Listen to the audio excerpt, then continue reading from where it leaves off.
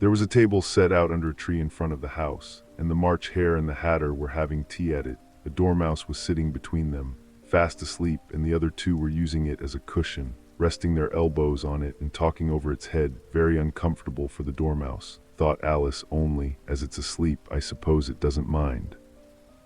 The table was a large one, but the three were all crowded together at one corner of it. No room, no room, they cried out when they saw Alice coming. There's plenty of room, said Alice indignantly, and she sat down in a large armchair at one end of the table.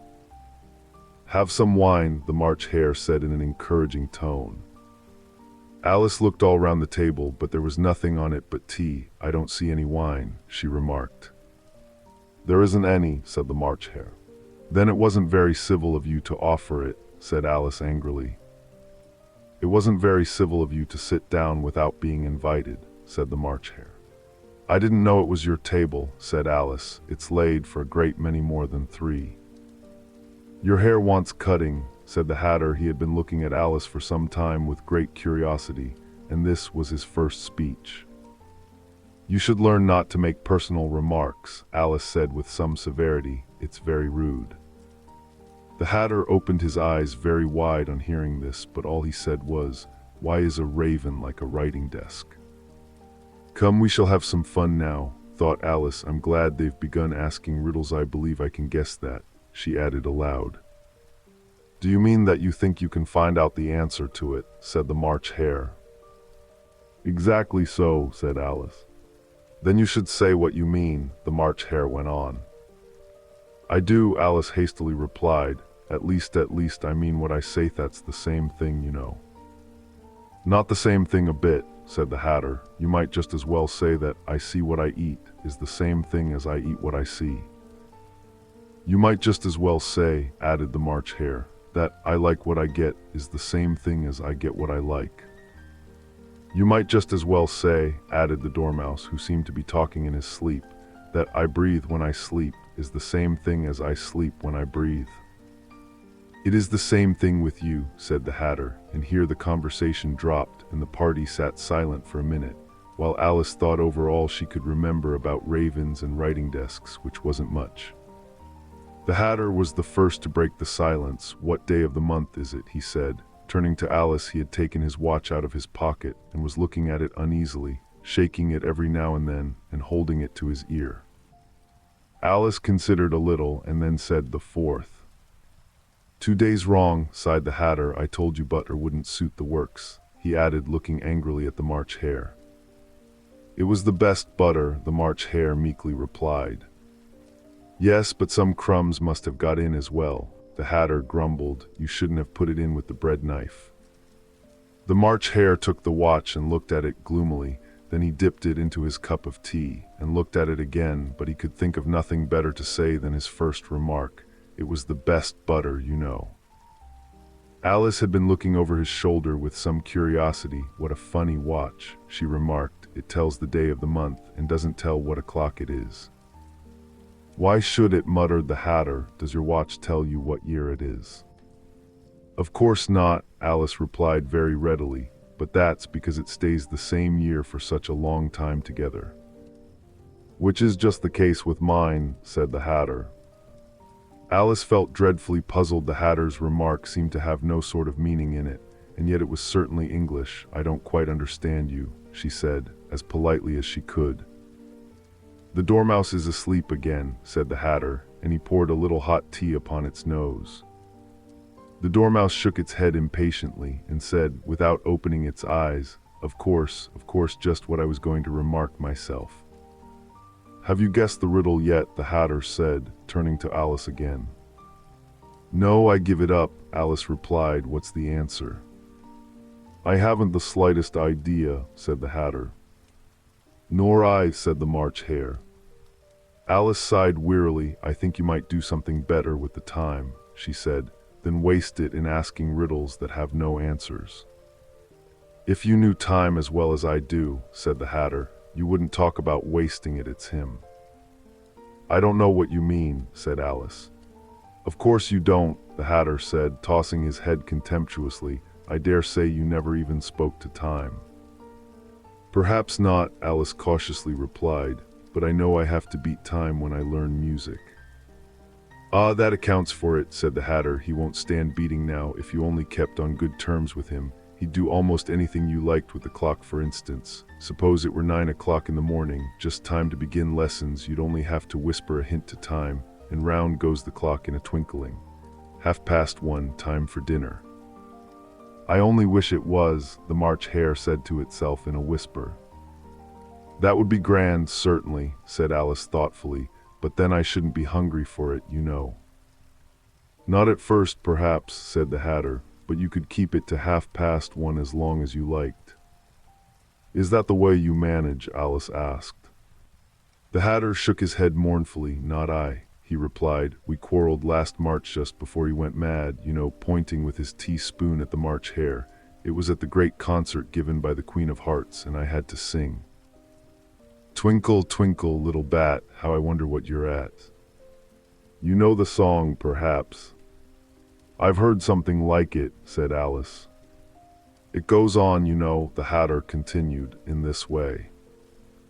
Up above the world you fly, like a tea tray in the sky, twinkle, twinkle." Here the Dormouse shook itself and began singing in its sleep, "Twinkle, twinkle, twinkle, twinkle," and went on so long that they had to pinch it to make it stop. "Well, I'd hardly finished the first verse," said the Hatter, when the Queen jumped up and bawled out, "He's murdering the time, off with his head." "How dreadfully savage!" exclaimed Alice. "And ever since that," the Hatter went on in a mournful tone, "he won't do a thing I ask. It's always 6 o'clock now." A bright idea came into Alice's head. "Is that the reason so many tea things are put out here?" she asked. "Yes, that's it," said the Hatter with a sigh. "It's always tea time, and we've no time to wash the things between whiles." "Then you keep moving round, I suppose," said Alice. "Exactly so," said the Hatter, "as the things get used up." "But what happens when you come to the beginning again?" Alice ventured to ask. "Suppose we change the subject," the March Hare interrupted, yawning. "I'm getting tired of this. I vote the young lady tells us a story." "I'm afraid I don't know one," said Alice, rather alarmed at the proposal. "Then the Dormouse shall," they both cried. "Wake up, Dormouse," and they pinched it on both sides at once. The Dormouse slowly opened his eyes. "I wasn't asleep," he said in a hoarse, feeble voice. "I heard every word you fellows were saying." "Tell us a story," said the March Hare. "Yes, please do," pleaded Alice. "And be quick about it," added the Hatter, "or you'll be asleep again before it's done." "Once upon a time there were 3 little sisters," the Dormouse began in a great hurry, "and their names were Elsie, Lacey, and Tilly, and they lived at the bottom of a well." "What did they live on?" said Alice, who always took a great interest in questions of eating and drinking. "They lived on treacle," said the Dormouse, after thinking a minute or two. "They couldn't have done that, you know," Alice gently remarked. "They'd have been ill." "So they were," said the Dormouse, "very ill." Alice tried to fancy to herself what such an extraordinary way of living would be like, but it puzzled her too much, so she went on. "But why did they live at the bottom of a well?" "Take some more tea," the March Hare said to Alice, very earnestly. "I've had nothing yet," Alice replied in an offended tone, "so I can't take more." "You mean you can't take less," said the Hatter. "It's very easy to take more than nothing." "Nobody asked your opinion," said Alice. "Who's making personal remarks now?" the Hatter asked triumphantly. Alice did not quite know what to say to this, so she helped herself to some tea and bread and butter, and then turned to the Dormouse and repeated her question. Why did they live at the bottom of a well? The Dormouse again took a minute or two to think about it, and then said, "It was a treacle well." "There's no such thing," Alice was beginning very angrily, but the Hatter and the March Hare went sh, and the Dormouse sulkily remarked, "If you can't be civil, you'd better finish the story for yourself." "No, please go on," Alice said very humbly. "I won't interrupt again. I dare say there may be one."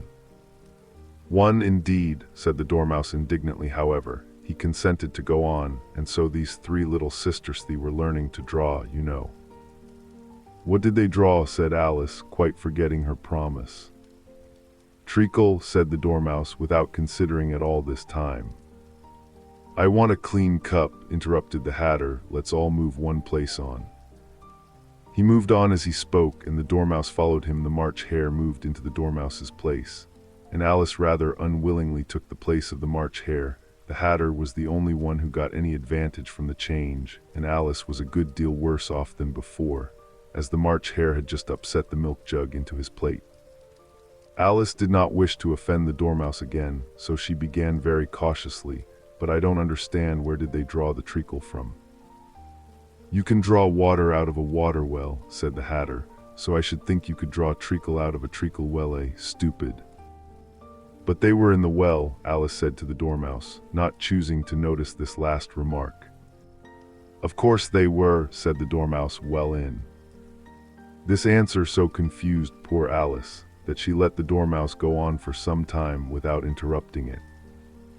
They were learning to draw, the Dormouse went on, yawning and rubbing its eyes, for it was getting very sleepy, and they drew all manner of things, everything that begins with an M. Why with an M, said Alice. Why not, said the March Hare. Alice was silent. The Dormouse had closed its eyes by this time, and was going off into a doze, but on being pinched by the Hatter, it woke up again with a little shriek, and went on, that begins with an M, such as mousetraps, and the moon, and memory, and muchness. You know, you say things are much of a muchness. Did you ever see such a thing as a drawing of a muchness? Really, now you ask me, said Alice, very much confused. I don't think.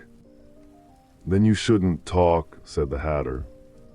This piece of rudeness was more than Alice could bear. She got up in great disgust, and walked off. The Dormouse fell asleep instantly, and neither of the others took the least notice of her going, though she looked back once or twice, half hoping that they would call after her the last time she saw them.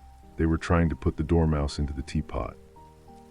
At any rate, I'll never go there again, said Alice as she picked her way through the wood. It's the stupidest tea party I ever was at in all my life. Just as she said this, she noticed that one of the trees had a door leading right into it. That's very curious, she thought, but everything's curious today. I think I may as well go in at once, and in she went.